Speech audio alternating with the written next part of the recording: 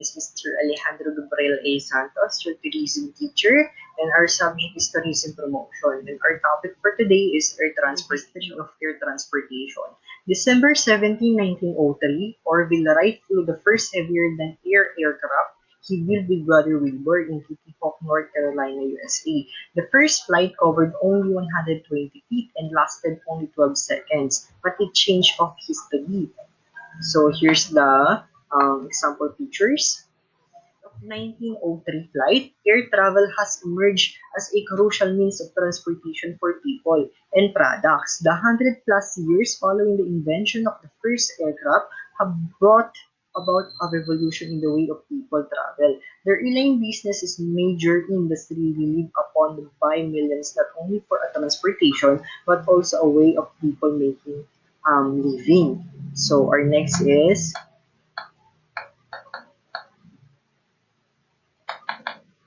be categorized as being intercontinental, domestic, regional, or international, and may be operated as scheduled service or charters.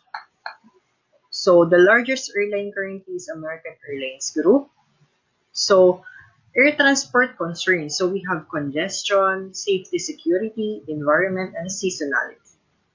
So here's the example features and the flights. Two types of flights. We have chartered flights, private flights, commercial flights, scheduled flights managed by airlines.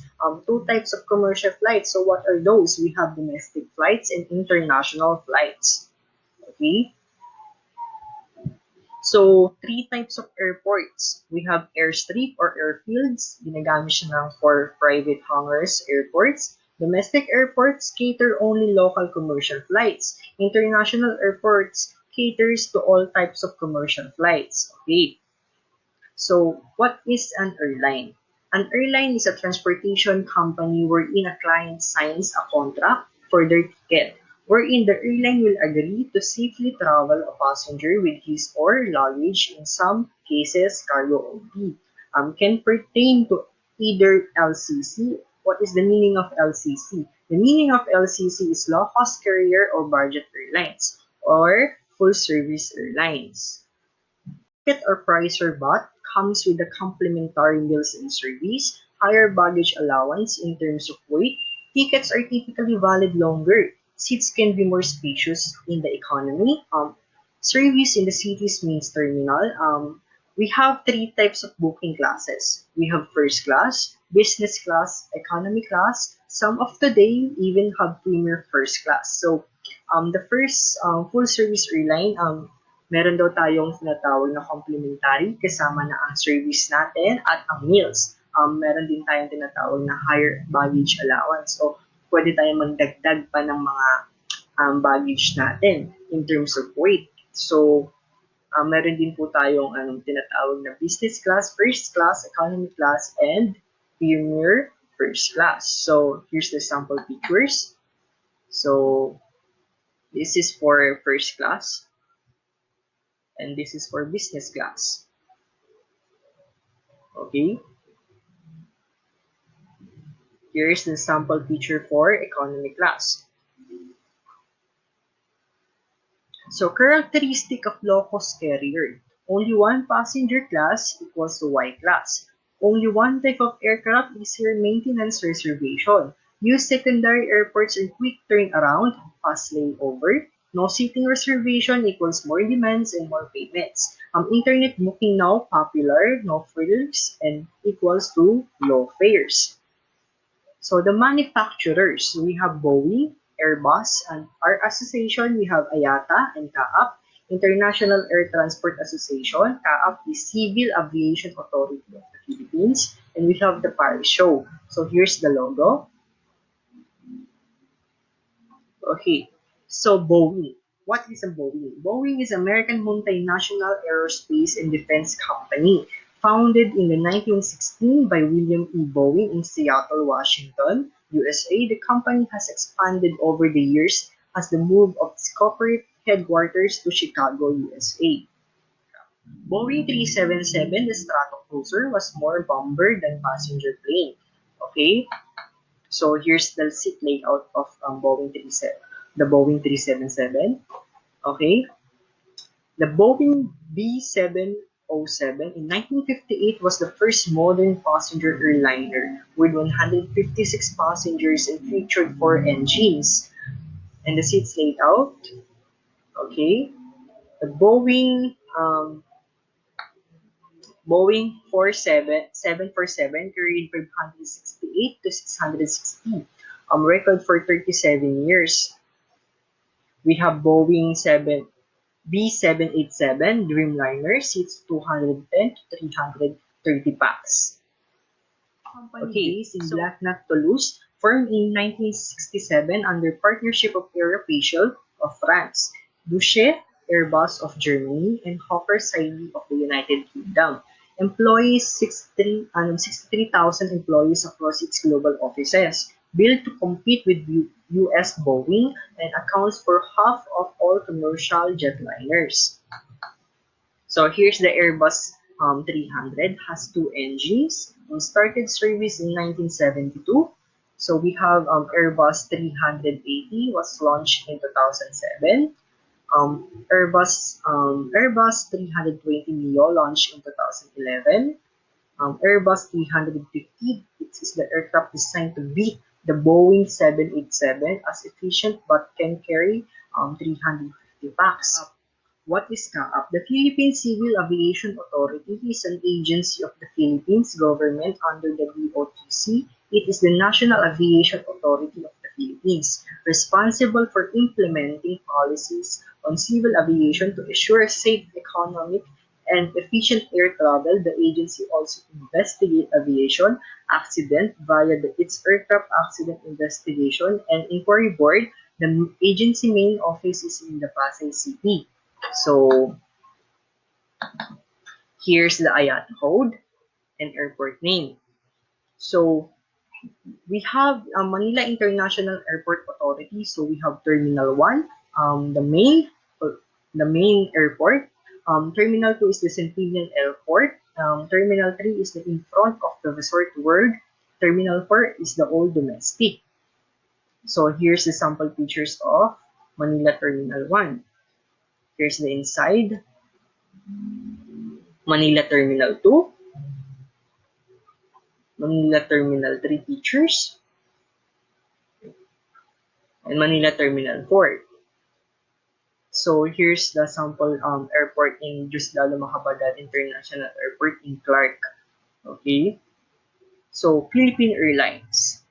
Airline is the airline in Asia commenced operation in March 15, 1941. Okay, we have Airbuses in Boeing. So our destination is 45. Our location is in Manila Terminal 2 and Cebu. So majority owned by Lucio Tan Century Holding with Ramon Ang in 2012 or San Miguel Corporation. So Philippine Airline is severely affected by 1997 Asian crisis, led to shut down European and Middle East routes, entered receivership in 1998, exited in 2008. With help of San Miguel Corporation, financing will purchase Airbuses to join their existing fleet. Okay.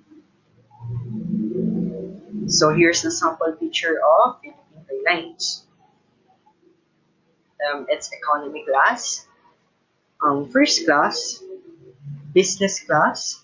Okay, so we have PAL Express or 2P. So what is the PAL Express? So PAL Express or 2P, founded in April 2008, formerly known as Air Philippines. So we have 8 Airbuses and Bombardiers, the low-cost carrier of Philippine Airlines. Our destination is 26 destination and our location is in Manila Terminal 3.